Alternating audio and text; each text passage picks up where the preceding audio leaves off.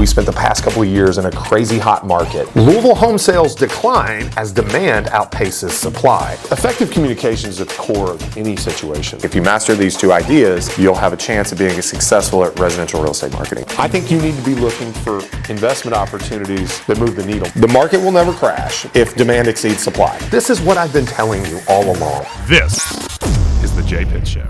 And we're back, folks. Welcome back to the Jay Pitts Show. I'm your host, Jay Pitts. We are no longer on the radio, no longer on Talk Radio 1080. However, I should say we very much appreciate them and their partnership over the last year. I recant my woo. Great folks over there. You don't have to recant. Look, here's the thing, and shouldn't go unaddressed, right? We really enjoyed our time on the radio. We really enjoy doing the show in its current format. We're going to be making a few changes, but I think we would be lying if we didn't acknowledge the fact that we're a little excited to be back to podcast only. We can be a little less censored. I'm sure we're going to lose so many listeners from the radio.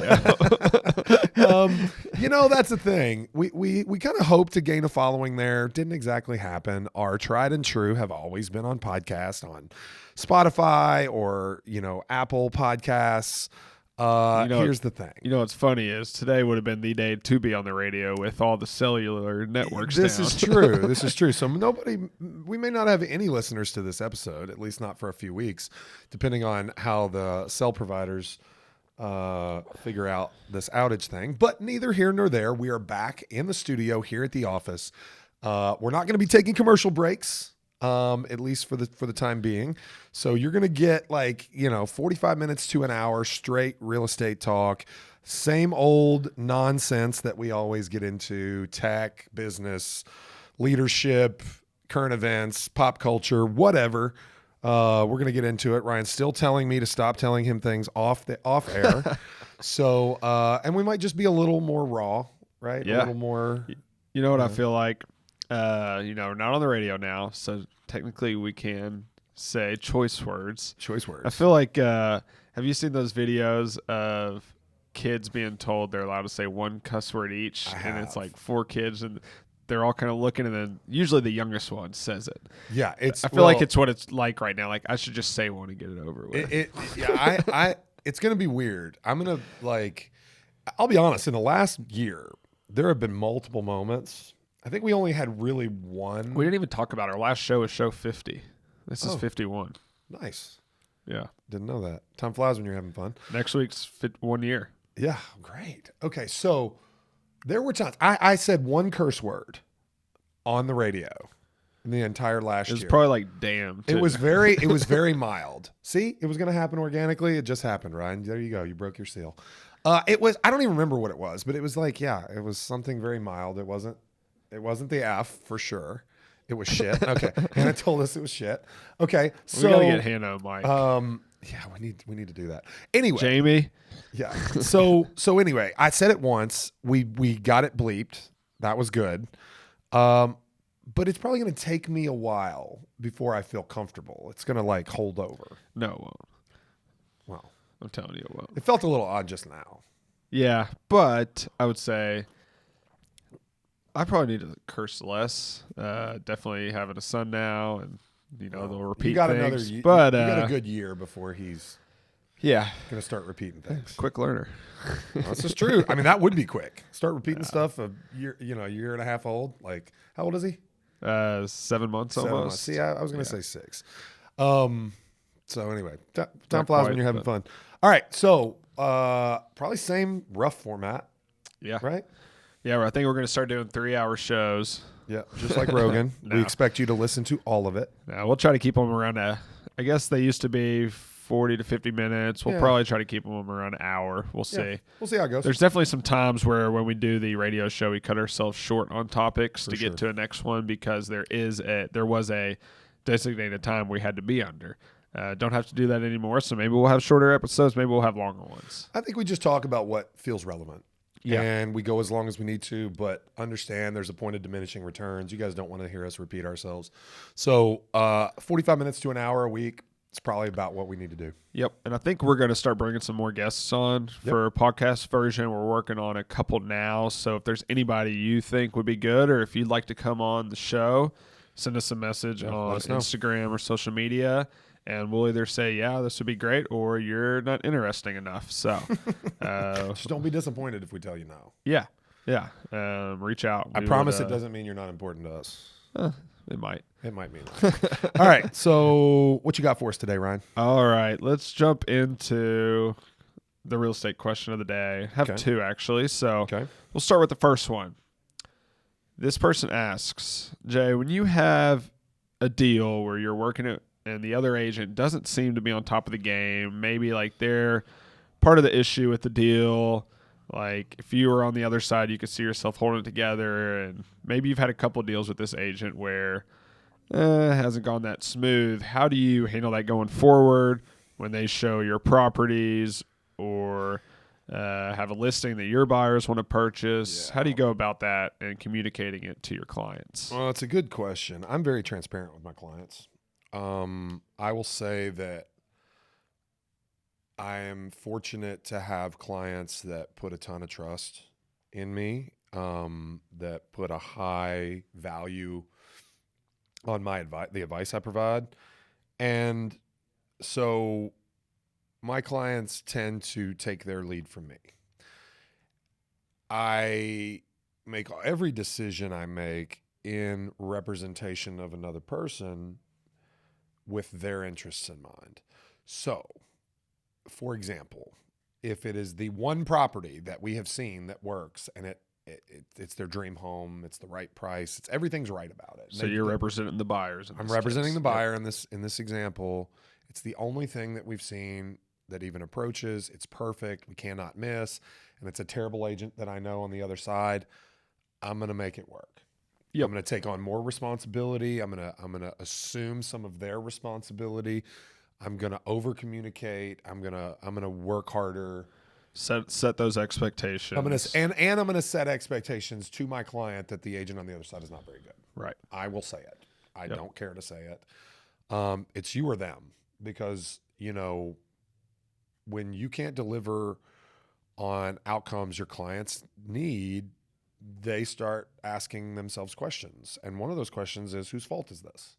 And you don't want to be the default answer. So I'm very transparent. I predict what's going to happen before it happens. I tell them exactly what I'm going to do, why I'm going to do it, and how I'm going to do it. And, not only does that give them an opportunity to object, but it foreshadows the challenges that we may end up incurring.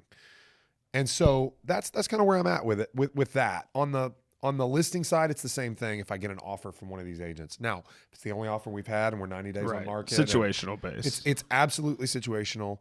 And I try to provide 360 degrees of context to my clients and allow them to make choices. But if it's a multiple offer situation, and let's engineer a situation here where you have a financed offer, okay, with a really high LTV, meaning the buyer's putting down not very much money. It's $10,000 higher with an appraisal contingency from a bad agent. And I've got a $10,000 lower offer cash, or 20% down, conventional financing, simple, clear cut. I may advocate that my client take the lower offer, right, from the better agent with the better terms, because really the only thing superior about the first offer is the price. And that price is not static. It is variable at that point, because we still have other contingencies to get through, appraisal, inspection, et cetera, and we could work backwards from there. And I highlight the likelihood of that happening because of the lack of quality of the agent. Mm-hmm. And I'm not bashful about it. Yeah. And, the more and more deals you do as an agent, you'll have more and more agents that fall on that list of yours. Yeah, I have a few, definitely. Yeah, for sure. And likewise, I have agents that are very high on my list. Yes. That I've had great relationships with, that are team players, that understand how to get things done, how to make things happen for their clients. And let's just be 100% fair. Sometimes your own clients are the problem. Yeah. And it takes a special amount of skill and confidence to help your clients get out of their own way when they are the problem. Absolutely. And so a good agent can do that. much more frequently with much more reliability than a brand new agent or a bad agent. And it's not just It's not always experience, but you don't being willing to have the hard conversations is the first step. Second step's knowing how to have those conversations. oh, for sure. It's not just, hey, this is going to be a hard conversation, I'm just going to lay it out bluntly for them. You can do that, but there's ways to have All hard sorts of conversations techniques. and make it a little easier. Yeah, sandwich technique, you You want to explain? Sandwich technique is really just like, hey, it's a really good situation. We have an offer. Unfortunately, this offer is not what we hoped for, right? So you got positive, negative. This offer is not what we hoped for, but there's a good chance we can counter on the following terms and get them to move in our direction. Positive, negative, positive. You sandwich the negative between two positives or, more like uplifting kind of language, and it tends to help soften the blow. Mitigating language is something like, for example, it's just what I just said. Hey, it's not what we hoped for, but right. We got an offer, but it's not where we hoped for. You can bring your upswing voice back now. Yeah, no. Well, for those listening, so I'm sure there's There you some go. agents that probably recognize it. There's probably some that didn't and probably haven't heard too much about downswings and upswings. Yeah. But that was a major downswing from Jay Yeah, for there. sure. And I do it softening the naturally voice. now. So what Ryan's talking about, it's almost like if you rewind this 30 seconds and re-listen on podcast, you can do that. Another reason to be on podcast. If you listen to it, it was almost a switch flipped when I went into demonstration mode there. And It's funny how many times I've seen that. the tone of my voice drops. Yeah. Like into a lower octave, because when you speak with authority at a lower tone, where actually even as a sentence progresses, and I'm doing it now, the very last syllable is the lowest tone that you make with your voice. If you upswing as you talk, it creates doubt. It is a lack of credibility. It is a lack of formality. Yeah. It is a lack of, being serious. The best way I've heard it described, and it's probably when I first joined the brokerage over 6 Mm-hmm. years ago now, which is just crazy. Wow. We used to talk a lot about downswings and upswings, and I feel like talked about it more probably then than now. I think the industry's changed a little bit, even It though has. that stuff is still very, very important. But the best way I've heard downswings described or compared to is when a cop pulls you over and walks up That's to your window. What you doing? And their authority is, it's a downswing, and they're not upswinging you. It's not a at all. downswing. Where are you going?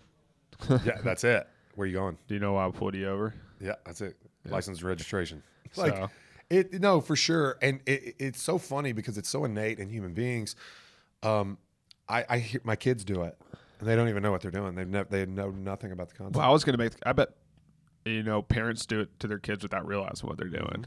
And if you're a salesperson in any industry, tech, car, I don't really think real estate agents are salespeople. There's certain things you sell, but Sure. Well, you sell agents more than you sell clients. right.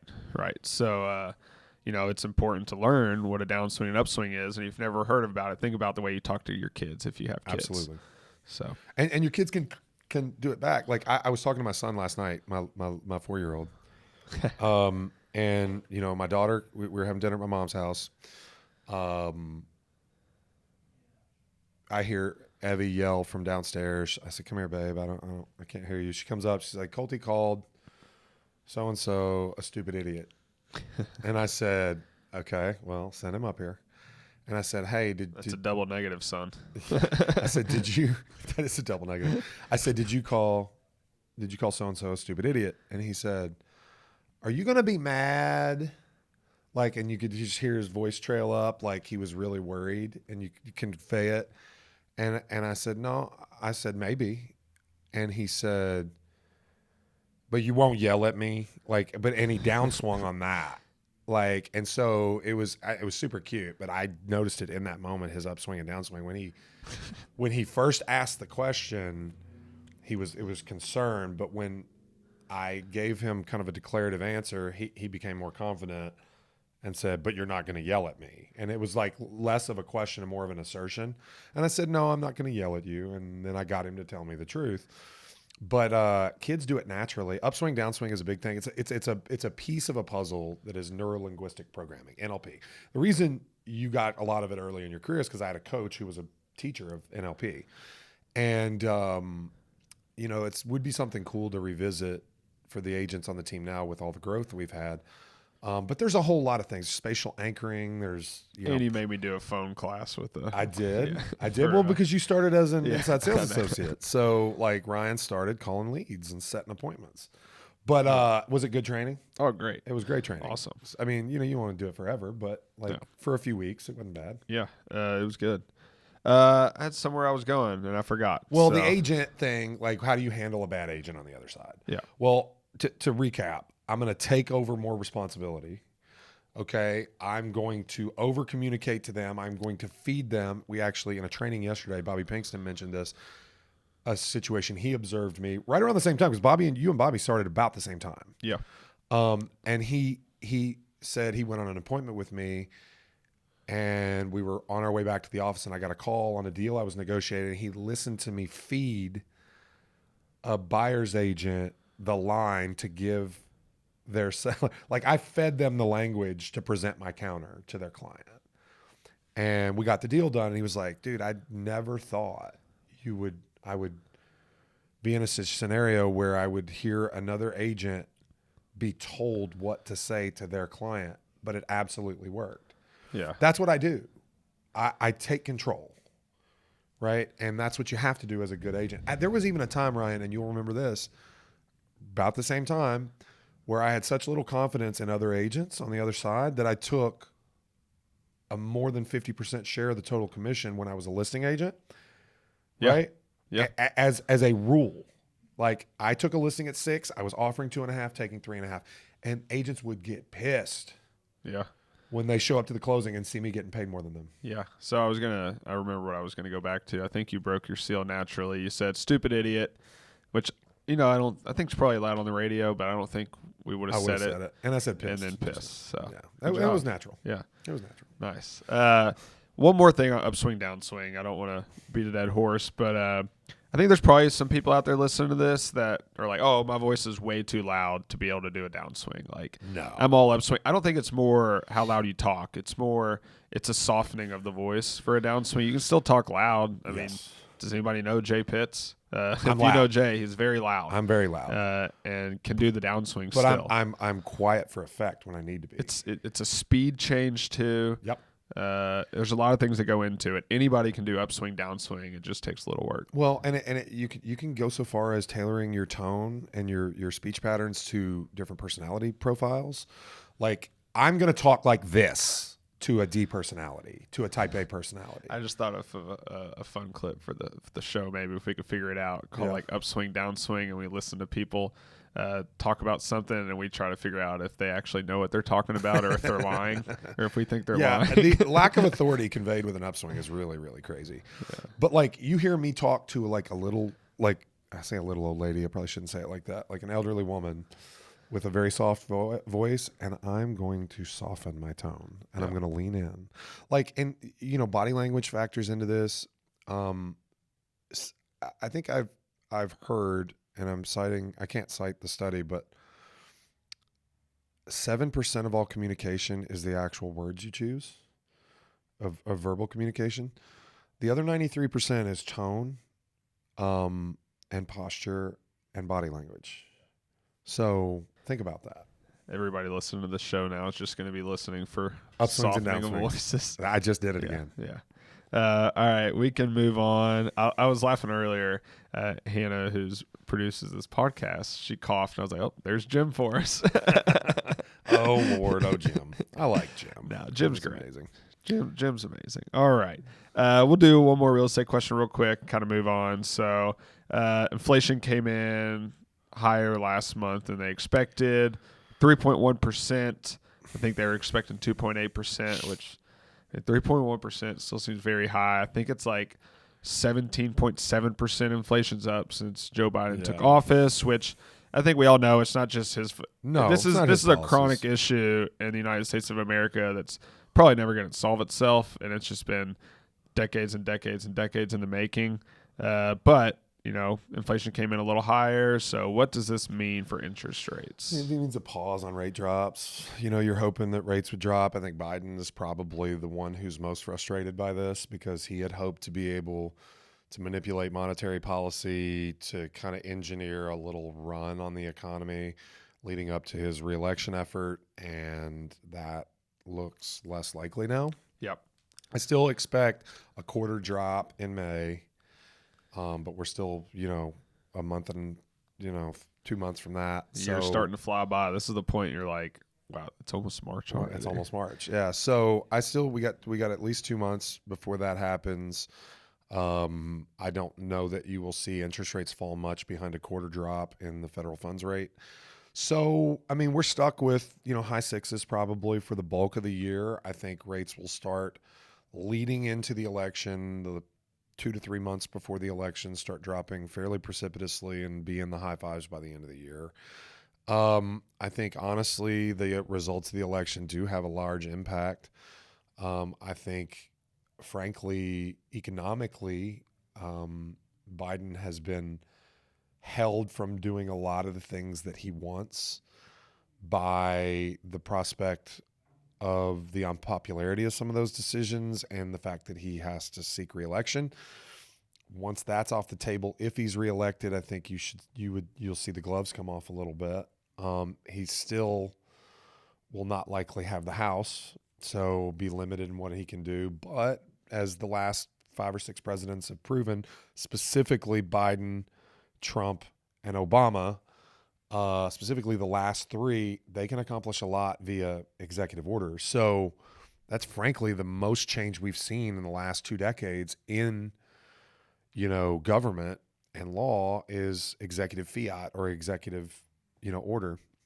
So I don't know. There's talk of, an executive order to limit mass migration, which is a bit of a mea culpa on his part. I don't know. I still think there's actually a fairly sizable chance that he's not the Democratic nominee. Yeah. 30-40% maybe chance. Obviously, Trump is the presumptive Republican nominee. Is today South Carolina? Is South Carolina today? I don't know. Don't know. Actually, it's Saturday. They have a Saturday primary in South Carolina, I believe. But that the nail will go in the coffin with South Carolina.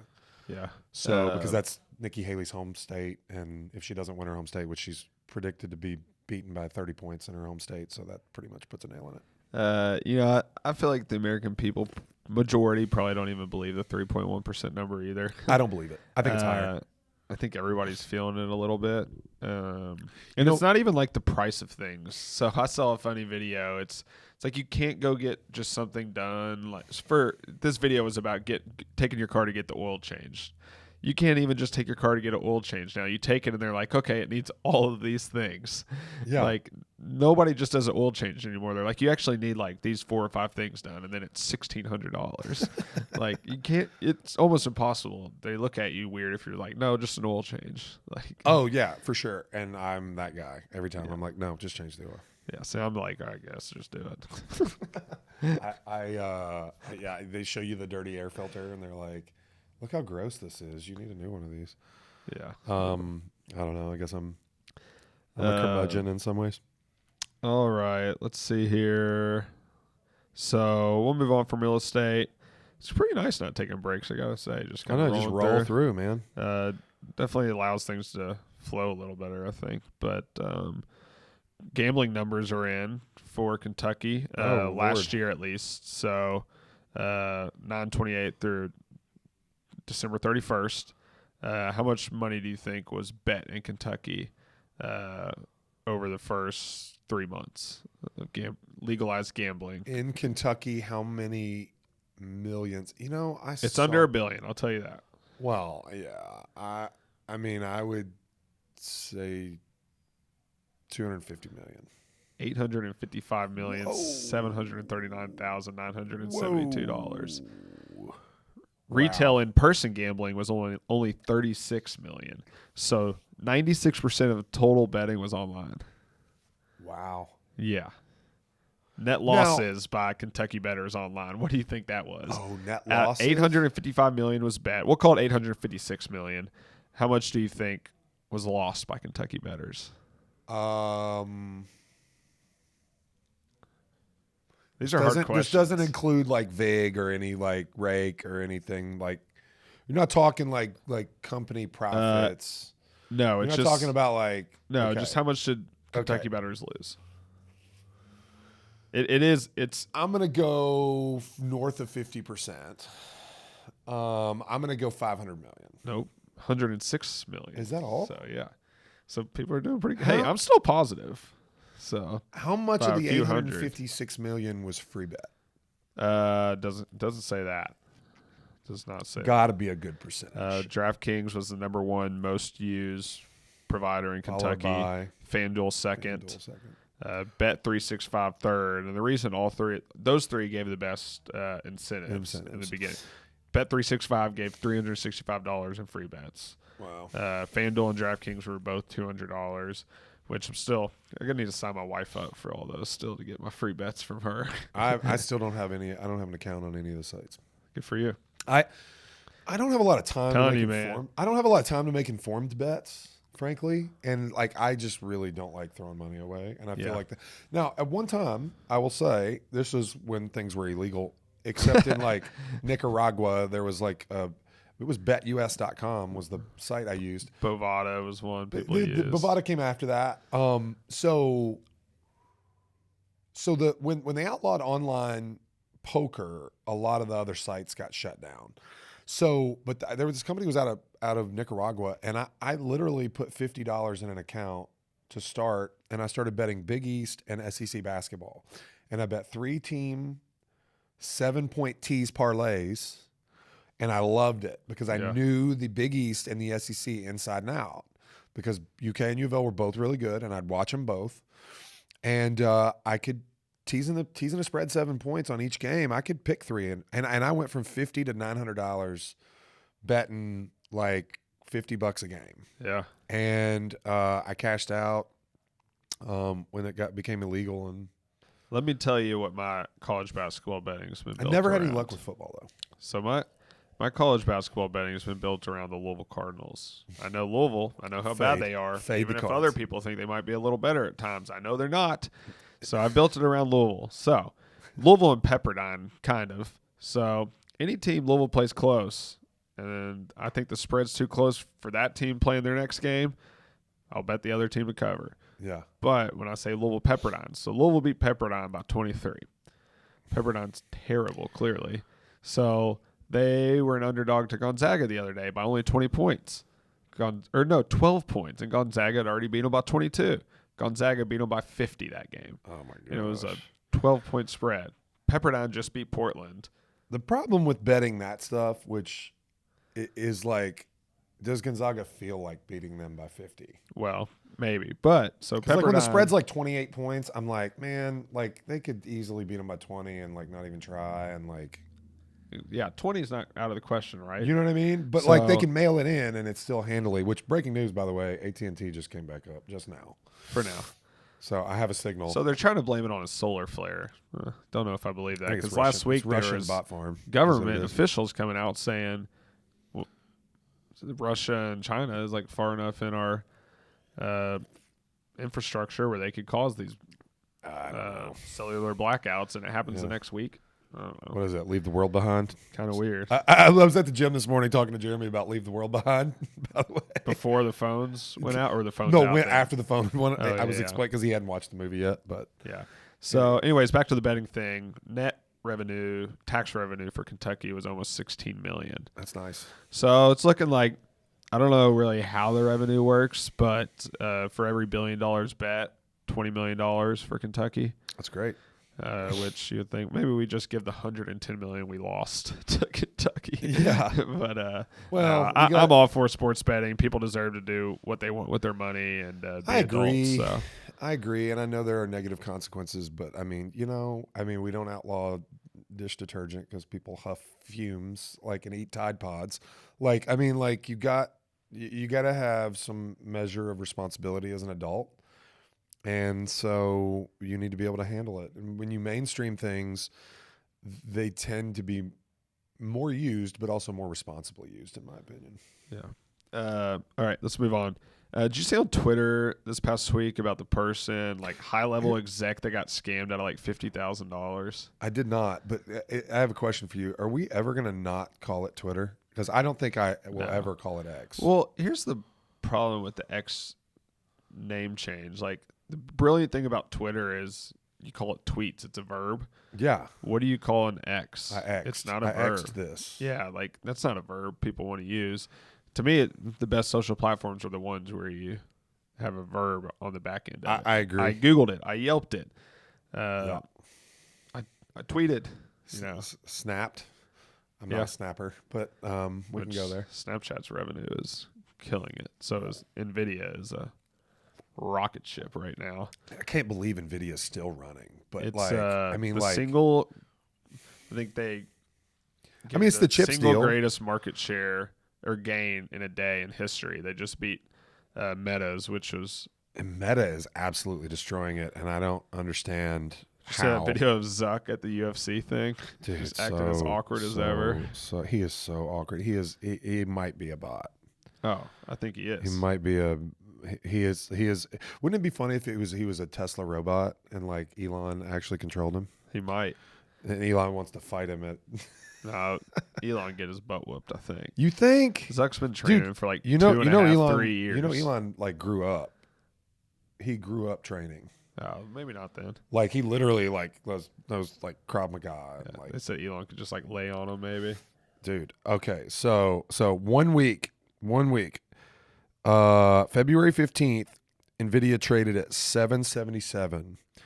Okay, it dropped to 688 and then further to 663 on the 21st before running on the same day NVIDIA to 774. Yeah, I think they lost like 74 billion in market cap and then added almost 200 billion in market cap. I mean, they make chips though, bro. Like for AI, yeah, and for AI specifically. But you know, the thing is, Sam Altman. Did you see how much money he's trying to raise? no. $7 trillion to build data centers and that can handle AI capacity because apparently we've almost reached capacity for artificial intelligence. So Did he get out of OpenAI? He's back. He's back. Yeah. Okay. So You he's can't follow this stuff. trying to raise $7 trillion. So how much does Elon own of OpenAI, or is it not privately held anymore? Like, wasn't it? Well, Didn't he make some comment about like he donated money because it was a nonprofit, and then somehow they became for profit? yeah, they got kicked him out and made it for profit. So did they give him his money back? I don't know. Probably not. That's wild. Or does he own shares? I'm sure he owns shares. I don't know. Don't know. Anyway, Speaking of trillions of dollars, I thought this would be interesting. So, largest U.S. banks, there was a merger this week. Discover and Capital One are merging. So, pretty crazy. on the list of largest U.S. banks by assets, Discover was 33rd, Capital One was 12th. yeah. So, Big they're merger. combining. They're now 6th on the list. Well, so there's something about, I was reading something about Discover. Discover has like a cult-like user base. So, for example, yeah, Capital One is great, and they have made huge strides with mergers and acquisitions over the last few years, gained a whole lot of market share. But like Discover is in the space second only to Amex with like unique users. So like, Gotcha. for example, more Discover card holders hold no other credit cards besides Discover, and that's only exceeded by Amex. wow. So they had like a unique value prop despite being substantially smaller in size. There was actually some talk, I think, originally of Discover attempting to acquire Capital One, and then the script kind of got flipped. Gotcha. Okay. So kind of wild, kind of a wild story. So they're now the 6th largest U.S. bank at $623 billion in assets. Yeah. Chase is number 1. Of course. 3.4 trillion. Bank Jamie of Dimon. America number 2. 2.5 trillion. Wells Fargo number 3. 1.7 trillion. Citibank tie with them for 1.7 trillion. Yep. That's the big four right and there. then there's a big drop off to U.S. Bank at 657 billion. Yeah, and U.S. Bank is more or less regional. Yeah. The largest regional bank in the United States. Yeah. Okay, cool. So I was talking about the $50,000 scam earlier. We can just brush over this, but Tell me. it was a high-level executive. I think New York got a call from a IRS agent. Somebody pretended to be an IRS agent saying everything they own is compromised, and basically what happens is they hand somebody $50,000 in a shoebox out of their car window, and this is like high-level executive at a big company, and the whole thing that came out of it was if you think you're too smart to be scammed, you're not. The tweets were like, I'm pretty sure I'm smart enough to not hand $50,000 in a shoebox out of a car window. Yeah, that's stupid. Okay, so I did hear something about this. I came in midstream in a conversation this morning on the radio because I'm listening to FM AM radio on the way to the office because I didn't have a signal on my phone, and they were discussing. It was actually Ben Davis and Kelly Kay, I think on 99.7 DJX or whatever. They were talking about this and about how the IRS, everyone should know that the IRS only makes contact with you one way, and that is the U.S. Postal Service. They send you a mailer, a direct piece of mail that says you're being audited. We need this. We need that. Here's your refund. It only comes in the mail. Now, you can elect to have direct deposit when filing, and so you can receive a direct deposit that way, but the IRS will never call you. They will never text you. They will never email you. Yeah. Okay, I actually got a phone. I've had this happen to me multiple times, and I never fell for it, but I get a call, and the caller ID on a landline. So somehow it seemed more legitimate because it was a landline, not my cell phone. Yeah. But I got a call at my house probably 10 plus years ago when I actually had a landline. And the caller ID said Federal Bureau of Investigation no, it said IRS. It said Internal Administration. And I answered the phone, and there was a guy on there telling me that I was going to be, that I was delinquent in a payment. And that he wanted to take it over the phone. And I refused, and then he threatened to send an investigator to my house. And I just laughed and hung up on the guy. You know, people try to scam you. You just have to not be an idiot. Unfortunately, sounds like that guy was an idiot. Real estate agents get a lot of scam, and who knows? The only people I've known to almost fall for it are Bitcoin. I watched BitCon last night. Have you seen BitCon on Netflix? That guy's a slime ball. Wait, hold on. Are you talking with the guy that set up the Miami Exotics, the car guys that set up CenterCard? Yeah. Oh my word! That guy's So did you hear about how it what really set them off? He got, the guy. It's an older guy that has a YouTube show. High is his last name. H-I-G-H.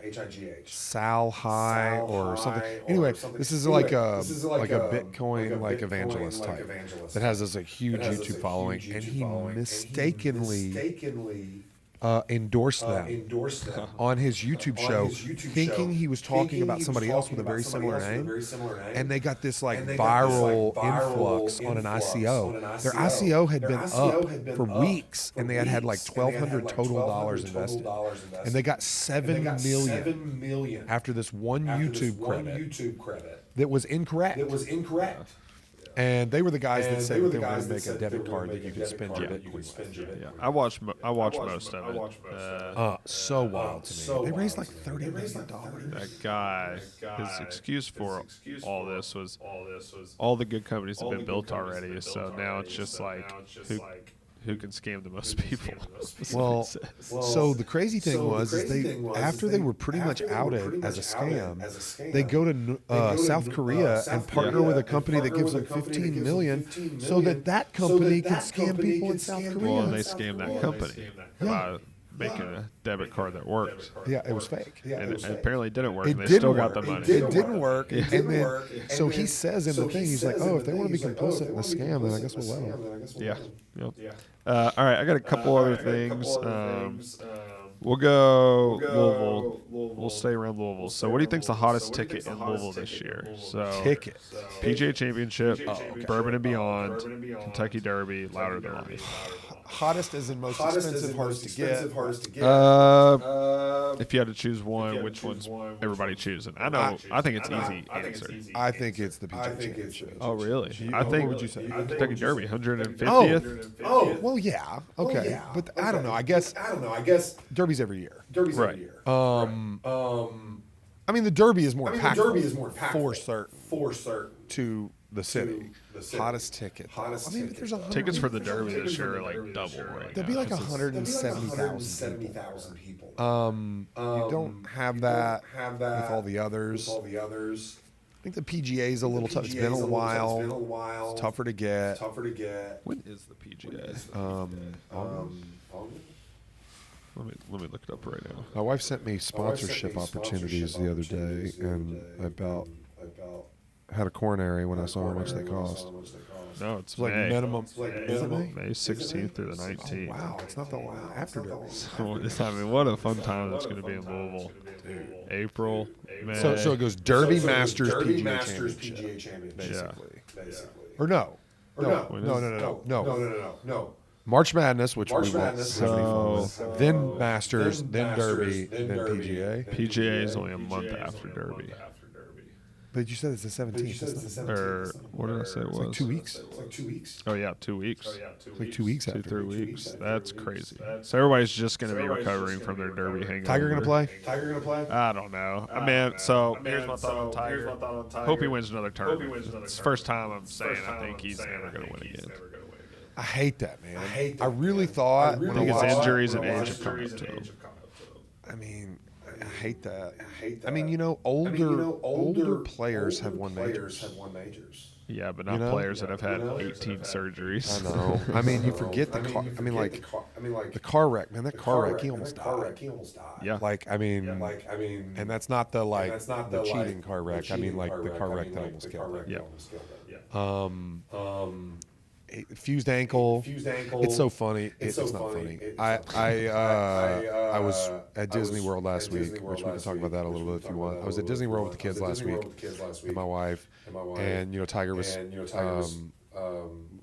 playing early withdrawal, of course, but day one when he shot 1 under, and we're out in the parks and I'm following Twitter, trying to see how he did. And I got like a video of him striping a drive on number 1, right down the middle, and he bends over and picks up his tee and walks off the tee box. And I had been sitting for a little while when I watched this, and I was like, oh man, he's limping, because he walks a certain way. It's not a limp really, because he has a fused ankle. His right ankle's fused essentially, and so but he's got this walk, and not long after that I got up and my leg was stiff, and I walked for the first time in 45 minutes, and I kind of felt like I was walking like Tiger, and I was like, I'm old. I have the Tiger Woods, and I don't have a fuse. So But he and I are about the same age, right? How old is he? let's look it up. So I was just trying to look up all his injuries, and all the websites that have his injuries don't include the ones from his car crashes, which are probably the biggest surgeries he's had. Tiger Woods' age, 48. So he's 6 years older than me. Well, I mean, Phil's 53. Right? I mean, Rory's 34, man. Yeah. Rory's how he swings. He's never really been injury prone. Rory, no. Speaking of Super fit. If it came up, PGA golf, professional golf's in a bad place right now. It really is, man. I mean, what's this deal with speed that just happened? Well, that's just this rule violation. That's probably should change for professional golf. I got a story for you, actually. Well, he didn't sign a scorecard? No, so he signed for a lower score than what he had on the hole. So he had a 4, but he signed for a 3 in the hole. So the way it works in golf tournaments, you keep the other person's score. So if you and I were playing together, we trade scorecards. I keep yours, you keep mine. Yeah, but you also write your own score in it too. But And if, then if, tear if a I piece make a off. mistake on your score and you sign to it, It's you get my penalized. Yes. So that's why you keep your own. You're supposed to go back and forth and chat. So college golf. I think it was a freshman playing Brickyard Crossing in Indiana, the golf course that goes inside the racetrack. There's 4 holes. Come out of that, second hole after that. 192 5-iron hole. Awesome. First hole in one ever. Ecstatic. 3 holes left. Finish. This is the day we're playing 36 holes in a day. Walk in. That's what we typically did in college. Play 36 one day, walk it all, walk 18 the next day. Exhausting. But they get you moving. And you do your scorecard on the green after, and you drop it in a box. So you try to do it real fast. Well, signed the wrong scorecard. Score was DQ'd for that day. You got a hole in one. Yeah. It still counts for having a hole in one, but I mean, it kind of stinks. Wow. Like, it's So every shot is cataloged. Every shot is video in the professional golf. And what struck me, this is just like, baseball's my sport. And I think baseball with the pitch clock, which I think has been a success, with instant replay, which has mostly been a success. Baseball is about as dogmatic. I mean, golf and baseball are probably equal in like dogma and like old school way of thinking, and football and basketball, and probably soccer can be as technical as you want it to be, or not as technical as you well, want it to be. but just like football, baseball and golf, in my opinion, maybe you would disagree about golf, have these things that are like they are the way they are because that's the way they are, and people are like fiercely defensive of certain things, and whereas basketball and football have been more progressive and grown and learned, these other two sports have been more resistant to growth. Baseball has started to move that way. Golf has some, but like with the whole thing between PGA and LIV, and like Spieth is like probably a top 3 or 4 drawing golfer in terms of gallery on the PGA Tour, Especially now with everybody on LIV. and maybe he's 1 or 2. Like, especially with Rory kind of wavering of late, making some statements that make you think that like he might consider a jump. Like, you don't want to upset a guy like Spieth for nonsense. Like, the spin rate on every shot, not just how many shots he took. Yeah. Like, why is the PGA gonna take a risk upsetting that guy over something like Yeah, this? probably needs something like this to happen for it to change, and maybe it will. Just for the PGA. But if it Tour causes players. you to lose speed to live, like, I don't know. Yeah, It's well, just- my thought is golf's in a bad place, and if you don't like golf or you're over this conversation, we'll end it soon, I promise. But just the PGA Tour tournaments, even the I forget what they're calling the high-level events now, but they're not even interesting because some of the best players in the world are on the other tour, and I guess I'm waiting until the majors, and even there's only like 4 LIV guys that are in the majors now. Yeah. Yeah, they're gonna have to figure something out because I'm not even that interested in watching golf right now. I saw an interesting stat. I wanted to pull this up, and I'm gonna paraphrase, and then we can move on from golf if you want. But Rain's starting to come. yeah, Scotty Scheffler has been world number 1 for over a year now, right? To equal Tiger's greatest world number 1 streak, he would have to remain world number 1 until like 2036 or something like that. Like incredible to me that it's going to take like more than a decade to even rival Tiger's streak of remaining world Like numbers. that with Tiger, there's another one during his prime that his percentage to win a tournament was higher than to finish outside the top 10.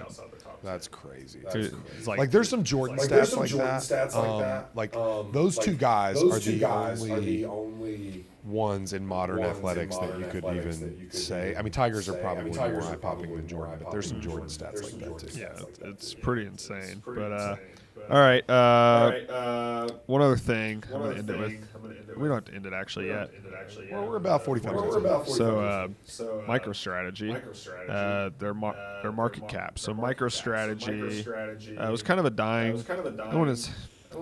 I would say it was a dying company. Just slowly losing market cap every day, and then Michael Saylor famously just started buying Bitcoin, just buying, never selling, buying more, leveraging stock, doing everything he could to just buy more. So he's bought like 4 or 5 billion worth now, and that's worth over 10 billion, and their market cap is now almost 13 billion, and they're almost on the S&P 500 now. So once they get to 14 billion dollars, somewhere around there, they're going to be in the S&P 500, all from just buying Bitcoin. And everybody's talking about like the positive feedback loop from this, like other companies once they see this, like we don't even really have to do anything with their company. We'll just buy Bitcoin, and then once you get in the S&P 500, S&P 500 historically,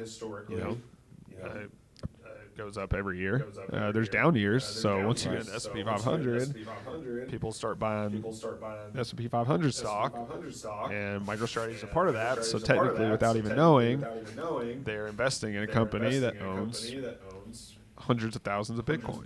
That's wild. It's pretty interesting. It really is. I mean, So yeah, I think their market cap was only like 2 billion when they started buying Bitcoin. yeah, that's And now it's 12.5 billion. I'm with the resurgence of the price of Bitcoin. You start to hear a lot more of this talk anymore, but than we did when we had about a dark year of not much Bitcoin talk.